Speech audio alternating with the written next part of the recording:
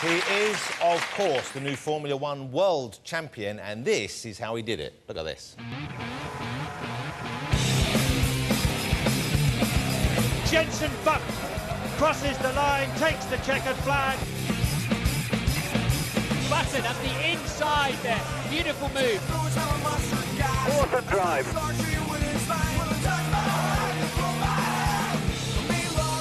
You've done it, man! Great job! This is when it's getting juicy. That championship is getting ever nearer. Grosjean caught him from behind. Good move here by Jenson Button. Can he do it? Another stunning piece of driving under pressure from Button. Here comes Jenson Button, the 2009 world champion.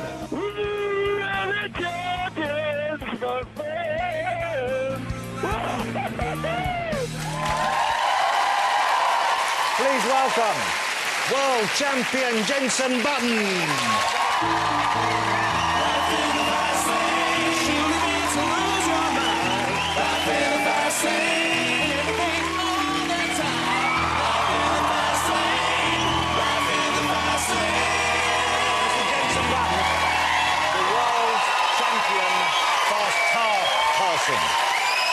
Formula One.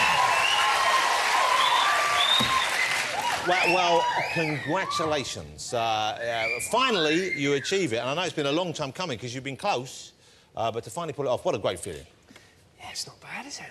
You know, it's taken me 21 years, but it's an amazing feeling. And, you know, the last few weeks have been pretty crazy. How you must have known that, you know, there's a stage where you think, OK, I might be able to do it this year, this is going to be the year. When do you begin to feel slightly confident, or is it not until you've won that final race? Well, you start feeling confident when you drive the car. I mean, when we first drive the car in January or February, you get a good feeling of how good that year is going to be. Because the quality of the car is crucial, isn't it? I mean, it can really make the difference between, no matter how good the driver, if the car isn't up to... Because it's not your legs doing it, is it? So it's like, really, you've got to rely on the car. Just like that, yeah. I would like it... but yeah, it's the full package. It's a team sport. You know, it's very different to rugby or football because you don't have so many people in the cars. But there's a lot of people at the factory that are working for the car to be quick. There is a team. Yeah, it's a team, and every driver in F1 is pretty good because they're at the pinnacle of motorsport. So the cars are very important, but some of that comes from the drivers pushing the team. Well, you've got to take those chances. You've got to take sensible chances, but you've got to be sort of out there and at the top of your game every time you race, I guess. Exactly, and you've got to be ready for when that car comes. You're there. You're right at the top again now, and you've just announced you're going to join Lewis Hamilton. You guys are going to be on a team together at McLaren. Now, how's that going to work out? Well, I don't know yet. I haven't. But even though I know you're both saying it's fine, it's great, we're all together, but there are two guys here, both of whom are like the best this country's produced, both of whom, let's face it, want to be number one. At the moment, you are number one. Lewis isn't going to want you to be number one for much longer if he can do anything about it. You're not going to want him to be number one, and it's his team, though, isn't it? Is that the way it works? Well, in a way, yeah, that's the way it is. You know, we're both very competitive and we both want to beat each other. But first of all, working with someone like Lewis is going to help me next year. Lewis working with myself next year is going to help him because we've both got a lot of experience. We've both achieved in the sport already. So, you know, us working together is going to help our team, it's going to help us, and then we can fight it out on the circuit. But it's a massive challenge for me, you know, leaving a team I've been with for 7 years and racing against Lewis, but that's the challenge I want. So. But when you're on a team like that, is it true that they say sometimes you'll get... Because I don't know if you know this, ladies and gentlemen, I know quite a lot about motorsport. They wear helmets for a start, and inside the helmet, they have a little earpiece thing. Yeah. Not for the radio, for people to talk, and they go, 10-4, 10-4, good buddy, you shake and bake, and then they say...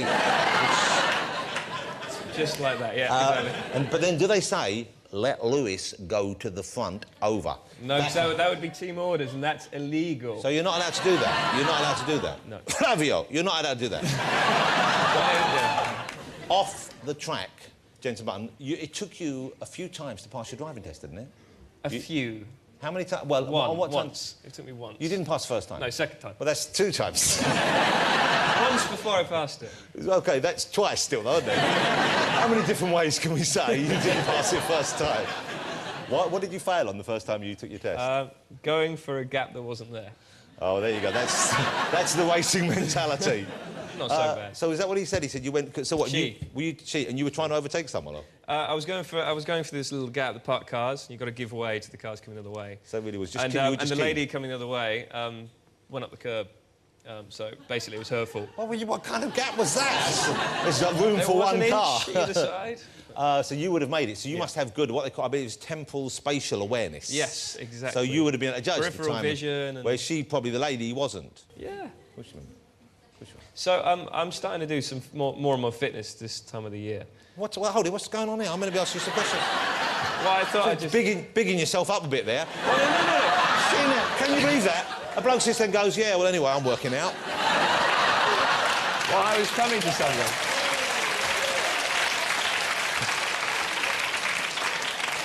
You gonna let me finish? So let me hear about your fitness regime. Anyway, I've started training. I've been out in Lanzarote doing some training to come and see you, basically. Of course. So I look good on the show.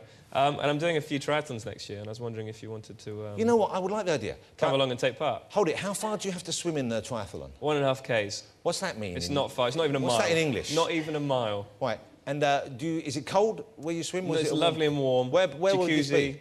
You don't swim in a jacuzzi. There's not a jacuzzi that's a... You can't fool me, button. There's no 1.5 mile jacuzzi. The docks. What docks? Here? The London. That'd be really cold, wouldn't it? No, they heat it up. Oh, don't be stupid. Look, I'll do it, but I can't get in cold water. So we're doing it. OK, I'll do it with you. Excellent. I'll do it. OK, let's try and do it for real. You're not the first one, by the way, so... What do you mean I'm not the first one? Vernon's doing it as well. Vernon Kay? Yeah. That long-haired fool. I tell you what he actually said, though you've gone one better. He said he's going to run around with me and collect money. No. So you're going to do the whole thing. Good No, man. not only am I going to do it... Not only am I going to do it, I'm going to beat you. OK, it must be... do you still love what you do? Do you still love driving fast? Do you still love racing? Yeah. Because you started, how old were you? 7, 8, something like that? I was 8. So just a kid, you start on go-karts, I guess, yeah? How long, on average, what's... I know the tracks vary, but what's a kind of average about race? 5 Ks long, the circuit, and the race is about 300 Ks, which is about 180 miles. And how long is that in time? Hour and a half, hour and 45 minutes. Hour and a half, hour and 45. And you have music in the car? I don't have music, but I have the engine. Some people have music, don't they? You can have music. I don't think so. I thought not in a some racing people have car. music. In their road cars, they do, some people. I heard Have you that not Lewis used has radio? got a banging playlist in his. Has he? Maybe I'll find out next Maybe year. it's because he's their favourite. They let him have speakers in it. Exactly. You want to have a word? If you put on weight. Oh!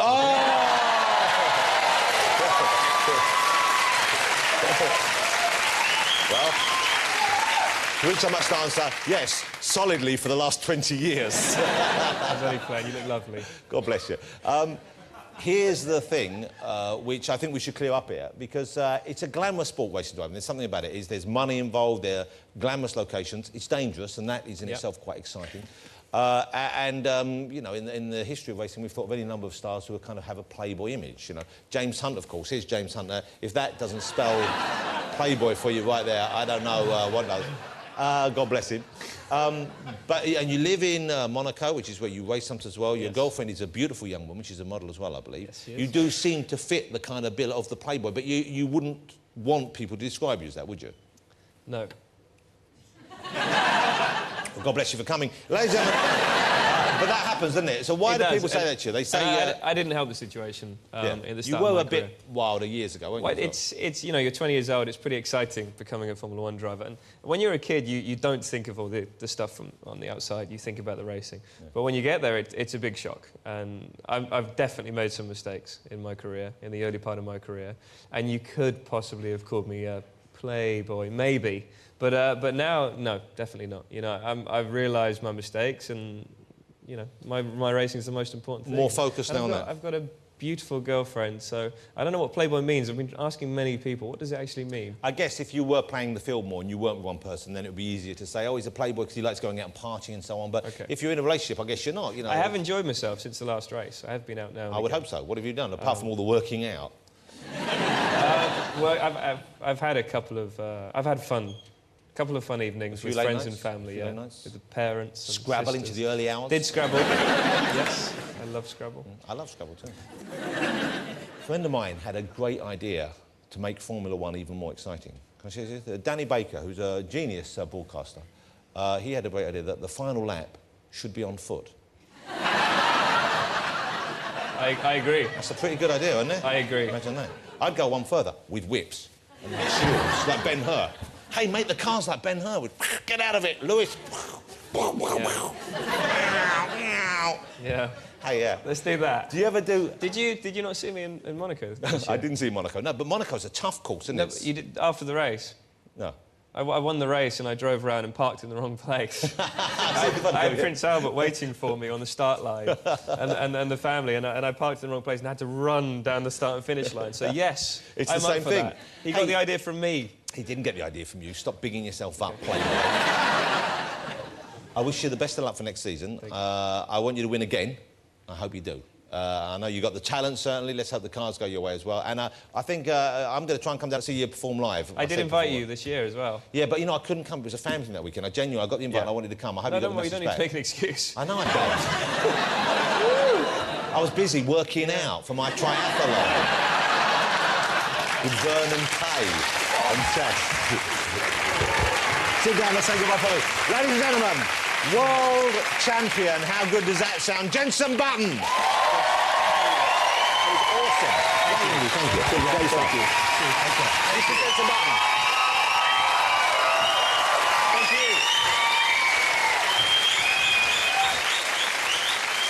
Shall we get...